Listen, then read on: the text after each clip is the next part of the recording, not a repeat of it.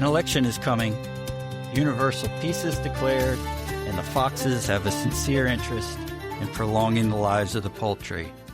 Welcome to the Atlantic Current. I'm Vince Martin from Wall Street in Maine, here as always with Tull from the Irish Politics newsletter. We are talking about not just one election that is coming, but two that are coming, right, Tull? Hello, listeners. Yes, we have two by-elections coming up in Ireland. What you would like to call special elections in the United States, Vincent, I believe, yes? Yep. We call them by-elections, not heterosexual elections, not gay elections, by-elections. Okay, and as you alluded to there in the opening line, the foxes have a sincere interest in prolonging the lives of the poultry. Is that quote from Animal Farm? It's not. It's from a fellow called George Eliot in a book called Felix Holt from 1866. No. It's always funny when there's quotes about politics from like 250 years old that are still completely and totally applicable to the modern world. Like just one area where humans just cannot improve at all. Everything else is better. Technology advances, politics is exactly the same. Yes. And like 250 years ago, the politicians in Ireland at the moment are talking themselves green, white, gold in the face. And the campaigners full of speeches and vice versa, Vincent. Nothing changes. Nothing changes. Plus a change, as the French would say. Yes, we've two special elections. The one in Galway West, for our listeners in the United States, is because we elected a communist president, President Catherine Connolly from Galway West.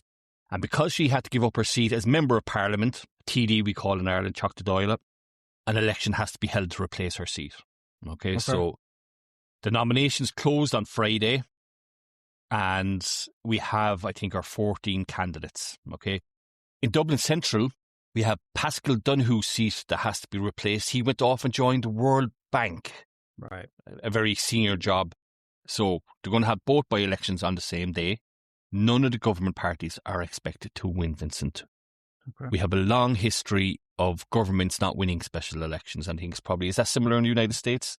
No, because we have two government parties and there's just nobody else. So there is nothing that government parties here don't win if you believe the two of them. But yeah, I mean, that's a fun question because that's what we're going to try and do here. Particularly, we do have listeners from outside Ireland. We're going to try and discuss these by-elections and the nature of Irish politics, but also I think to educate me. I was going to say educate listeners. No, I don't know what the hell we're talking about. And our American listeners. There are systemic differences. So we thought this might be a fun way to kind of play up the difference between the Irish system and the American system and probably some differences with Europe as well. So, yeah, I mean, our government parties are kind of always going to be there. But what you're saying about why these elections exist, that makes perfect sense to Americans. That's why we have special elections. The most common thing is somebody gets promoted or takes another job, right? Or dies. Or dies. Which is a lot more common than it used to be because these congressmen in particular just will not retire. Right. Let me lay some groundwork here for you, Vincent, okay? Okay. Let's start with Galway West, okay? All right. So housing is a big issue all over the country. It's a massive issue in particular in Galway. It's probably the worst constituency in Ireland for housing at the moment. It's terrible. Okay. There's a terrible backlog there. The terrible infrastructure problems, traffic. Have you been to Galway, Vincent? We love Galway, yeah. Right, and, okay. But as you talk about infrastructure, there is that little road out of Galway that takes you up to Clifton and all. I remember being in traffic there, and I can see how that is just going to get worse and worse and worse. Yeah, that all makes sense. So Galway is a popular destination. Is Galway's population is growing then? It is growing. It is a huge student population. I think one of the daughters is going to hightail it out of Dublin to go to university there. And for many years, and this is an issue we've been going back, and that's just not in recent years, but I mean, they've been talking about building a ring road around Galway, an outer ring road for the last 20 years, as far as I can remember. And it still hasn't been built. Yeah. Because various people keep objecting to it, mostly politicians, in fact. And they've recently got planning permission there, so it's probably going to be another contentious issue. So and another 20 years, right? Yes, and it's Ireland, so it'll be another 20 years. I mean, podcast episode 1495. We're being wheeled around the nursing homes, Vincent. We're sitting there rocking back and forth in our chairs in West Cork nursing homes, and they still haven't built the outer ring road in Galway. Yeah, if it makes you feel any better, that we have that same thing here too. I mean, we have cities where congestion becomes a problem, and there's an obvious solution, and it just gets bogged down. They have to go through someone's land. It winds up in court. So yeah, I sympathize with that. That is not something unique to Ireland. It's the one advantage like dictatorships have, right? Everyone goes, how does China build all this stuff so quick? Because they just run people over and they have no rights. It does make things a little easier. Democracy has its pitfalls, no doubt. And I've always been a strong supporter of this, making Tull benevolent dictator, and I will sort out all your problems for you pretty quickly. I don't think that's an unreasonable demand. Get out of my way. Let me build a road to jump off the cliffs of Moher, one of the two, pal. You know, just on that issue, there was a fantastic graph shared in the Financial Times a couple of months ago by one of their data people. He showed it was all Anglophone countries that have a problem with building infrastructure. Okay. And all these things have one thing in common. Something got to do with common law, apparently. There's so many checks and balances in place for the individual and individual liberty and individual liberalism that you can't get anything built. It's not unique to Galway or Dublin Central or North Carolina. Now, back to our special election, Vincent. Is there anything that you'd like to know? Anything to ask on behalf of our sizable American listenership? Yeah, I have a lot of questions to ask. I think we're going to try and have some fun with how stupid some of those questions may seem to Irish listeners. But let's start here. There are 17 candidates standing. Yes. Right? Yes. Who's choosing these people? What's the filtering process to get to 17? Let's put it that way. So the long and short of it is each political party will nominate one candidate. Okay. Right, so Fine Gael will nominate one candidate. Sinn Féin will nominate one candidate. Fianna Fáil the Green Party will, we've a lot of political parties in Ireland. There's 30 eligible parties that would be registered with standards in public office and all that kind of jazz, and they're able to run whoever they want. So, if you're a member of a political party and you've got the nomination, you'll have to go through what you call a primary. We call that a convention. They will hold a convention, who they want, and they'll represent the party. Okay, so there is a democratic aspect to this. The person running for Fine Gael is not just chosen in a smoke-filled back room. Let me tell you, there's a bit of that goes on also. And then you have your independents. You have your Sheila Garrity. She used to be an assistant to Catherine Connolly. She's a Canadian lady, actually, interesting enough. Mark Lohan, the Sinn Féin candidate, for example, he worked for NORAD. That was Friends of Sinn Féin in the United States for many years. Of course, yeah. So if you're an independent and you're not a member of a political party, you need 30 constituents to sign. So if you can get 30 constituents in North Carolina to sign your papers, you can run as an independent. Okay. And a deposit of €500. So yeah, that's a low bar. It is way higher here. Is it? How higher? Yeah. For our Irish listeners, come on, show us the goods here. It depends on the state, but the figure is usually in the thousands. A few thousand. Yeah. It's like some places it's like, 1% of all eligible voters, things like that. It needs to be a little more material. I mean, I guess 30, it's a smaller population, but yeah, it does take some work to get somebody on the ballot here. Yes, I vaguely remember being somewhere in the United States of America. Somebody stuck a clipboard in my face and asked would I sign something for somebody to run in some special election. Right. And I said, I'm not a resident here, so I can't do that for you, whatever the case. And they're, no, but just sign your name anyway. And I'm like, all right. So it's some shady business going on there. Now, Vincent, you cannot run to be a TD in this by-election if you're not an Irish citizen. You're not there yet. You're nearly there. You are over 21, far older than 21.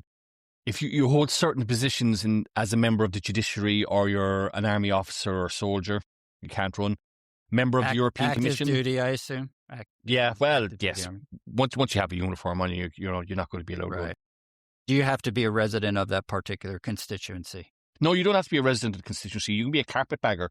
Okay, that's interesting. You can be from West Cork or Donegal or Dublin and want to run in Galway West, and there's nothing stopping you once you have your $500 and your 36 signatures from the constituency. You don't have to move there at all. No, you don't. No. That's interesting. Yeah, because that's different here. in Alabama, for instance, Tommy Tuberville is now a senator. He's running for governor, and there's been some reporting that he actually doesn't live in Alabama. Yeah, usually you have to live there, and you have to live there for a certain amount of time. That too depends on by state. The most famous carpetbagger we have here in modern times was Hillary Clinton, right? She went into New York, was it? Yeah, she moved to New York State to run for the Senate in 2000. While Bill was still in office, she moved her residency to New York, ran for Senate, and won. And she won handily enough, I think, did she? Or she did, although the guy she was running against was a guy named Rick Lazio, and he was not the most impressive candidate you've ever had. And right. Running for a Republican Party that was pretty unpopular in the state at the time. And that was one of those things. She won pretty easily, but then when you look back on it, the fact that it was even close at all was actually a red flag for her political prospects later. She did win it easily, but the average Democrat would have won by a much larger gap. People were legitimately offended. Some people in New York were legitimately offended that she had done that. Where's Hillary Clinton originally from? I don't think I know this. Is she from Arkansas as well? Or? No, she's from the suburbs of Chicago. Right, okay. That was something that never crossed my mind because she's been such a feature in American and international politics for most of my adulthood that it never occurred to me to wonder where she was actually from. Yeah. Because, she rang in New York. She was Bill Clinton's wife, First Lady. She rang as, I didn't know she was from Chicago. I didn't know that. So yeah, she's from the Chicago suburbs, and she met Bill in law school and then moved with him back to Arkansas, where he was from. He's from Hope, Arkansas, right? Yes. Man from Hope. So yeah, she's one of those political figures whose biography is just sort of clouded because everything is run through the context of somebody else, right? Through 2000, it's all about Bill. From 2008, it's all about Obama and Trump.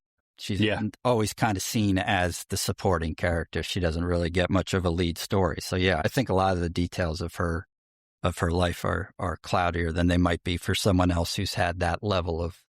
I mean, she's been nationally famous for almost 40 years now, right? Yeah, I mean, best supporting actress ever. Now, there's one other thing, Vincent, and I don't know, do you have this law in the United States? And something in the back of my mind tells me you might not. But if you were undergoing a prison sentence, which is greater than 6 months, that was imposed by an Irish court, you're not allowed to run also. No, I don't think we actually have a law that says you can't run from prison. We've also elected people who are dead, so. Yes, we have. That's happened to us a few times by accident here as well. I know there was one in Virginia. There was a special election. The guy was actually in jail and somehow won. Wow. Yeah. Yeah, we regularly kind of elect dead people by accident and stuff like that at a local council level, but rarely at national level. So in Galway, as I said, there's 17 candidates. I think 8 or 9 of them, half of them are independent. The story of this election is how badly are the government going to do in this by-election. So the bookmakers' favourite, Noel Thomas, for Independent Ireland, that were leading the charge around the fuel protests. He is hot favourite, and it looks like he probably will win.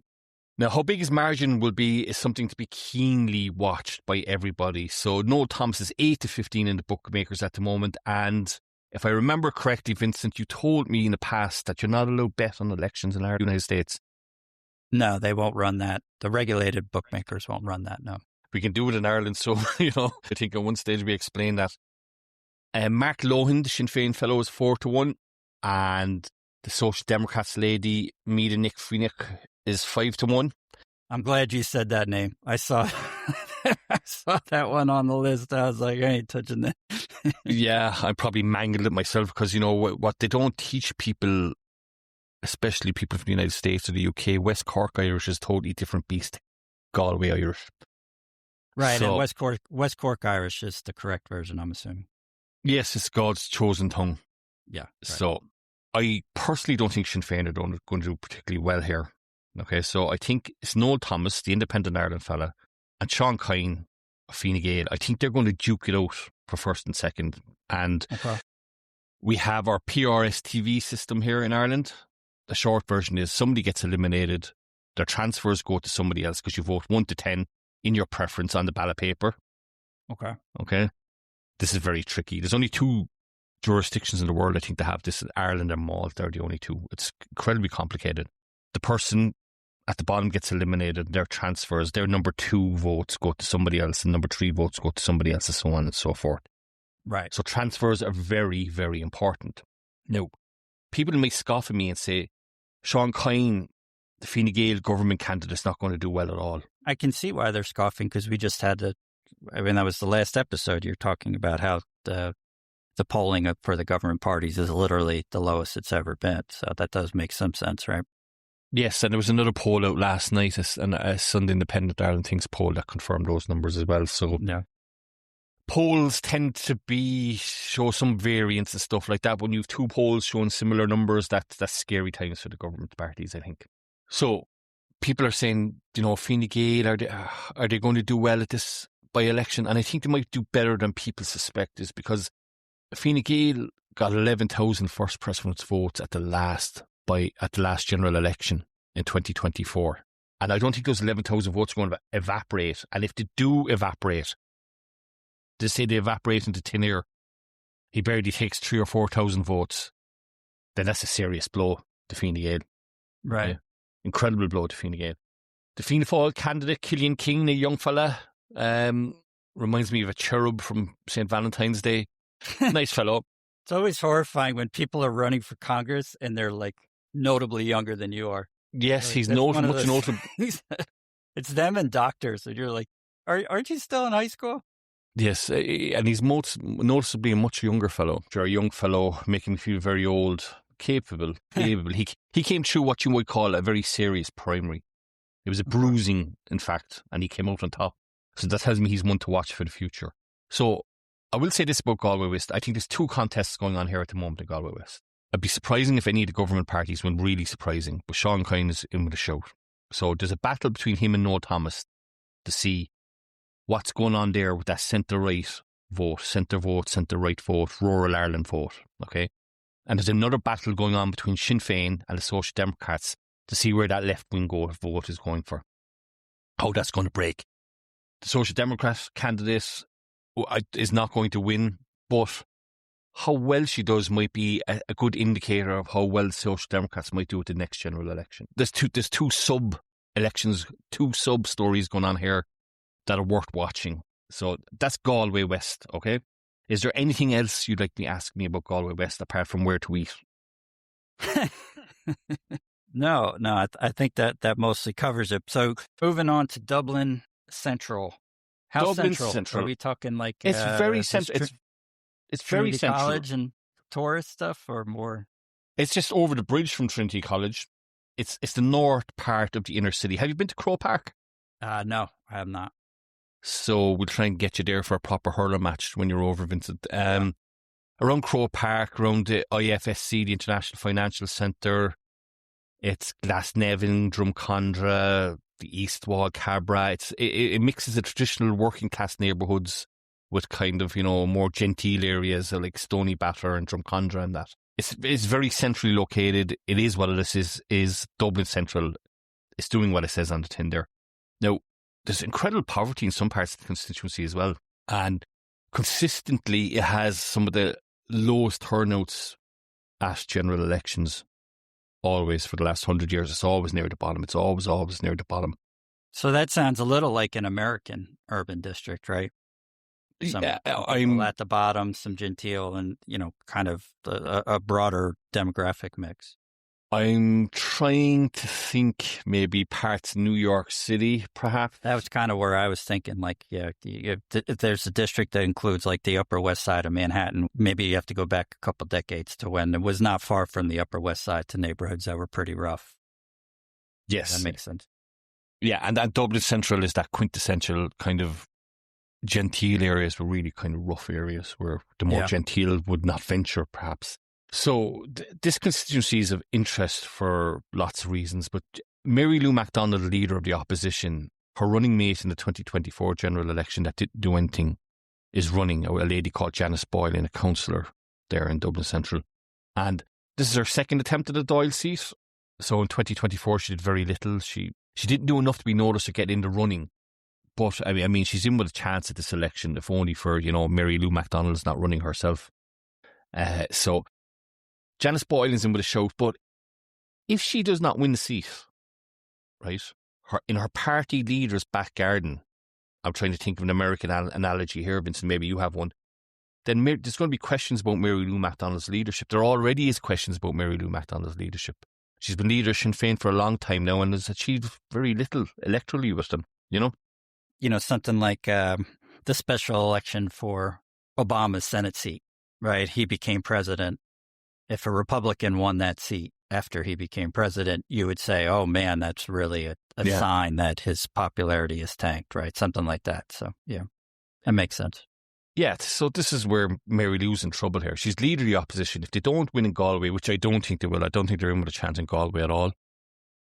They're running a no-hoper there, somebody very low profile. But if she loses both by-elections, then surely questions need to be asked for her leadership, genuine questions, because she's the party leader. She can't get somebody over the line in her own constituency. That's worrying for her.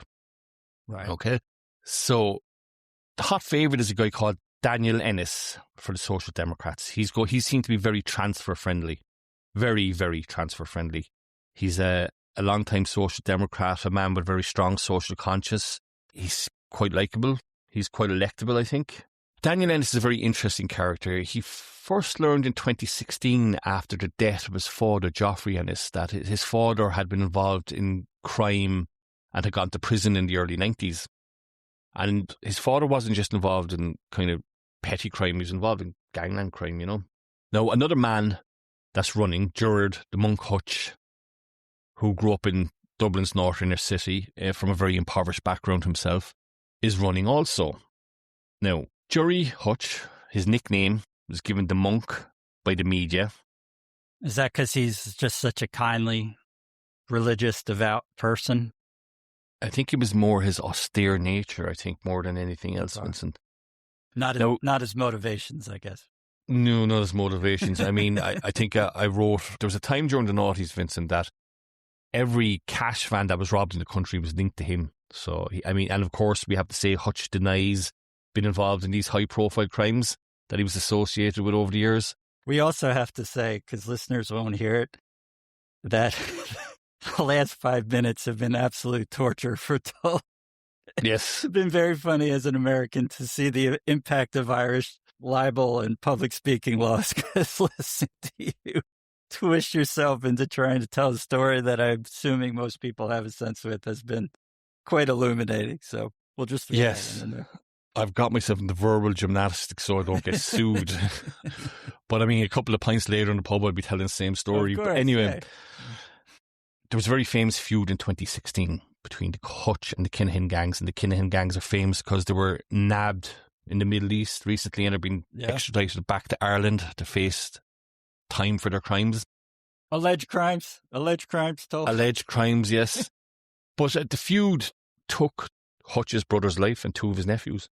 Wow. All right. No more joking. Sorry, everyone. So it's serious business. And Hutch was charged with the murder of David Byrne in 2023. And he was acquitted by the Special Criminal Court, who described him as the head of the Hutch organised crime group. Now, darkly amusing was one of the main witnesses against Hutch was a Sinn Féin councillor, a Sinn Féin politician himself. Wow. So draw your own parallels there. And he ran in the last general election, 2024, and he received, I think, more than 3,000 first preference votes, and he came fifth overall, right? Okay. This is a man with alleged deep links to crime and gangland murders and all manner of nefarious activities. Well, Trump got elected, so you can see. Yeah, well, this guy was only 1,000 votes out. That was a good joke. Yeah, I know. I took it. The problem with jokes about Trump is that, the true. That's why they work. Yeah. Yeah, that's why they work. It's very deadpan, But back to Hutch there, he was about 800 votes away from being the eventual winner. And winning a seat. Why are people voting for him? That sounded a little judgmental. I'm legitimately curious. I can see the case for a reformed alleged criminal. I can see an interesting political case, but I'm kind of curious as to what's his pitch. What's driving those votes? His pitch, and it's a very simple pitch, and it's a very I suppose, honest pitch. Okay. That Dublin Central has been neglected by politicians for the last 100 years. Okay. There is incredible poverty in that area. It's a poor, poor, poor part of the country. And there's an honesty there, ordinary, decent, criminal kind of mentality going on there. Yeah. That he is somebody going to, I suppose, rough up the system, for want of a better word, catch the system by the throat and shake it into doing something with him. But I mean, look, if he's elected, he won't be the first criminal elected to the Parliament of Ireland, to a Dáil Éireann, I mean, the first Doyle was like half criminals, at least in the eyes of the British. In the eyes of the United Kingdom, yes, of course, but we're not going there, Vincent. You just got cancelled. You just got cancelled, Vincent. I think half my family were in jail. But anyway, and look, he spurns the interviews. He has open contempt for the media. He's open contempt for politicians. He's open contempt for, a lot. Yeah. And it's resonating. There's, as we've said before, there's an undercurrent of a plague in all your houses when it comes to political parties at the moment. So if you're an independent person, running as an independent, you've more than a decent chance of, putting up a good show at the ballot box. So yeah, and you're incentivized to play up the fact that you're an outsider. I mean, we joked about Trump, but you can actually, as you're describing that, there are some analogs there, right? The idea that we talked about that just last week, Trump being an outlier and saying that everyone's corrupt. It's not just the other side. And the worse opinion towards government gets in the West, not just in Ireland, you can see that case getting more and more compelling and attracting more and more interest every year, right? Yeah, it's very easy to get up and say, see all them, they're all corrupt. They don't care about you. Vote for me. Yeah. It's something that's resonating at the moment, and political scientists are going to trace it all back to Trump. I think as the genesis there. He'd be the first politician that they say they expressed it in such a cohesive matter and damaging matter. I mean, you can trace it back to the crash is where all this is stemming from, essentially. Now, I said Fine Gael might do okay in these two by-elections. They won't win them, but they might do okay. So Ray McAdam is running for Fine Gael in Dublin Central, okay? Born in Cavan, famously the meanest county in Ireland. He's been a councillor for 17 years, right? Okay. So he's been working this turf, this Dublin Central, this kind of downtrodden, underrepresentative in terms of, financial gain the rest of the country got in the last 10 years. It's a forgotten part of Ireland almost. You might visit Ireland, Vincent, and go to Galway or Sligo or West Cork or, and you go, this is really, Ireland looked like 200 years ago. But this part of Dublin Central was very poor 200 years ago, and it's still very poor, Right. Not much has changed there through the Celtic Tiger or through the recent boom years. Also, it's still a very, very poor part of Ireland. And you can feel the poverty, it touches your skin kind of thing. That sounds like Rust Belt cities here. Yeah, there's something about Detroit, maybe, springs to mind. Detroit, there. Gary, Indiana. Yeah. Jonestown is Jonestown the other one, is it? Or Youngstown? Youngstown, sorry. Yeah, Youngstown, sorry. Yeah, Jonestown is in the South American jungle. Right, okay. And Youngstown, that actually is a pretty rough place. I don't think they get too many tourists anymore either. So this Ray McAdam fellow, right, he's currently the Lord Mayor of Dublin, all right? And in the last local elections in 2024, he actually topped the poll there, okay? So he topped the poll, and see all those people that are running there, Janet Horner from the Green Party, Daniel Ennis, Councillor Boylan, he actually beat all them in the local elections in 2024, and all these people are also running in the by-election, special election. He won't win because I don't think he's going to get transfers, but he should not be written off completely, and I think Fine Gael are going to have an okay election. As I said before, if Sinn Féin fail to capitalise on a deeply unpopular government in two by-elections, Mary Lou MacDonald's in trouble. Now, back to our favourite topic, Vincent, of who's our favourite Irish political leader who's always in trouble? I believe it's my distant relative, no? Yes, Micheál Martin, no less. Yeah. This could be a catalyst, and how many catalysts have we? I do know the first time we had this discussion was in December on our 6th episode, I think. Yes. So, yeah, we've done it. This has got to be at least the 5th time. Yeah, quite amusing as an outsider just to see the roller coaster he's been on. Yes, I think this is the 5th or 6th catalyst for ousting Micheál Martin since we've started our podcast the last 7 months, 6 months, 7 months. So he's expected to lose these by-elections. There's no way he's going to win. If he wins them, Vincent, I'll do some forfeit. I'll do some mad forfeit. If you come up with a mad forfeit for me, I'll do it, okay? If Fianna Fáil win any of these by-elections. What do you mean? What's a forfeit? I'd have to do something stupid like the Ice Bucket Challenge, maybe. Remember a couple of years ago? Okay. Yeah. Okay. I'll join Sinn Féin. That's what I'll do. If Fianna Fáil win any of these by-elections, I will join Sinn Féin and I will challenge Mary Lou McDonald for the leadership of Sinn Féin. That's what I'll do, okay?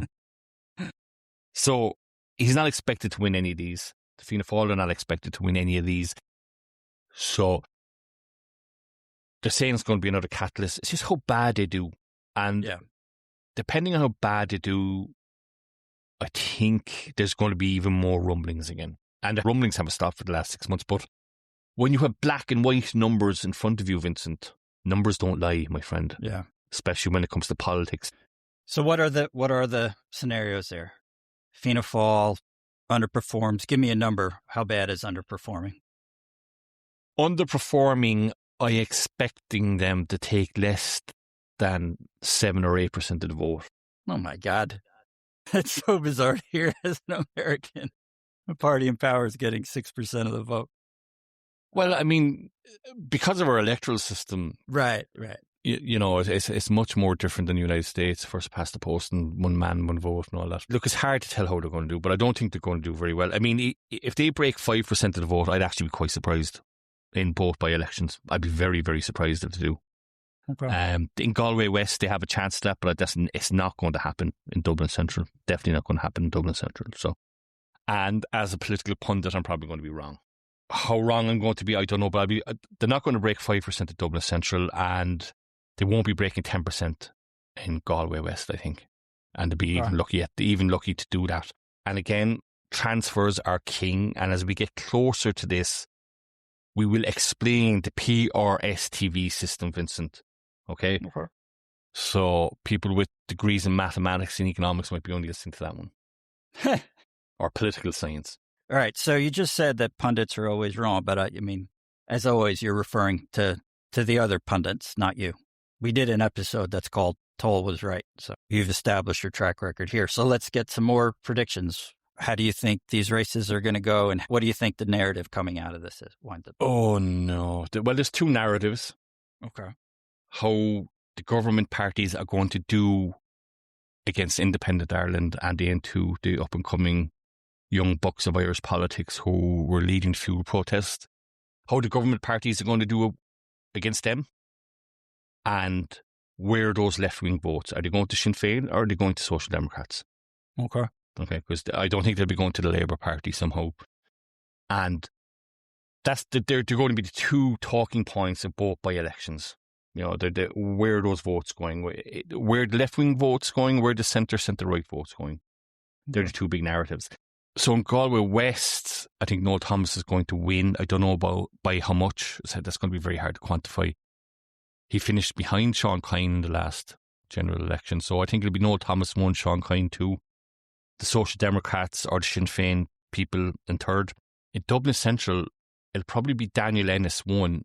And I would not rule out maybe Ray McAdam number 2. I wouldn't rule it out. It might be Janice Boylan. It's going to be hard. These things are very hard to predict.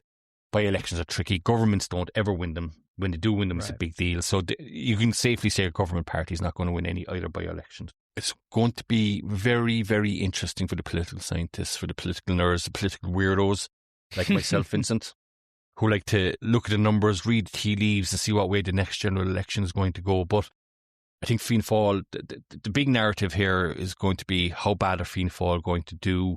How well are the left-wing parties going to do? Or is it going to be a plague in all your houses? Will Independent Ireland, Noel Thomas, romp home? And if he does, that's going to make a lot of very rural members of Parliament, TDs, very, very edgy, Vincent.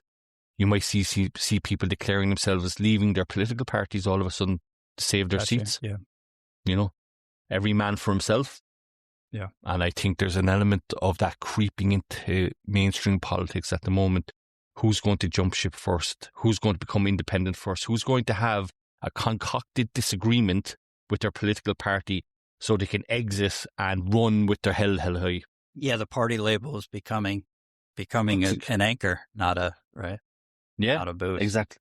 That is very something that's broad. We have not gotten to that point here, obviously, because the two parties still dominate. But in the primaries, certainly, there are a lot of politicians who are making a version of that argument, that they are not the choice of the establishment. We had a big primary in Maine, big Democratic primary in Maine. This guy, a younger guy, Plattner, was not the choice of the establishment. They wanted the former governor to run, and he made hay with that. He made a big point of that. And of course, on the right now, if they're fought by, quote, the establishment or by the Republican Party itself, they will trumpet that in their messaging, right? The Republican Party doesn't want me in, the establishment doesn't want me in, even though they're running for the nomination of that party. The difference here is because it's a two-party system, you still kind of need to be within that apparatus. You need to be within that structure, and you need to be able to play the kind of the winking political game of going out and giving speeches about how the party hates you and then taking all that party's money once the primary is over. So. Let me ask you, there is the gentleman in Maine made some waves over here because, with Susan Collins and all that would be a very high profile. Is he in with a shout? If I have to make a prediction, I think he's going to lose. Right. Is he going to lose heavily? Or is this the beginning of an insurgency? I don't think any Democrat's going to lose heavily in November, barring just the ones that are obvious, right? States that are 70% red. If a Republican wins a contested race in November, it's going to be close. There's just they have too much baggage. Trump is too unpopular. But Collins is, for all her faults, and she has many, she is one of my least favorite people. Any senator who comes out publicly and explains their vote, as she did during the first impeachment, as saying, well, maybe Donald Trump learned his lesson. It doesn't even matter what your politics are. If somebody comes out and says, oh, yeah, I think Donald Trump learned his lesson. Okay, yeah, no, you don't get to be in power anymore. That's it. I do not want to hear you say any other words. You're a dope. But she's been an incredibly flexible and effective politician up there. And as I have said on and off on the rare occasions we've bothered to discuss the Democrats, they just can't do anything right. I don't have any faith in their party to do what they need to do to win a close race. I just don't. It's a football team with a track record of always blowing it in the second half or whatever, right? Until they make a big change, until they prove they can, quote, win the big one, you can't bet on them. And the Democrats, they've got a 10-year track record now of losing when it matters. Okay. Sounds like the Cork hurling team recently, Vincent. Yeah. Now, I remember a couple of years ago talking to a fellow, a TD, asking him why he was leaving his political party. He was jumping for the hills. He was running for cover when the crash was coming. And he got out ahead of everybody else, so he looked more principled. But I pretty much asked him, was it self-interest or what were you at there, And he said to me, smart politicians don't try to fool people all of the time, but only when votes are needed. So let that be a lesson to potential politicians that are listening to this show, folks. I'm Tull from the Irish Politics Newsletter. And I'm Vince Martin. Thank you so much for joining us. Thank you so much for listening to all our new listeners also. Thank you. Bye-bye.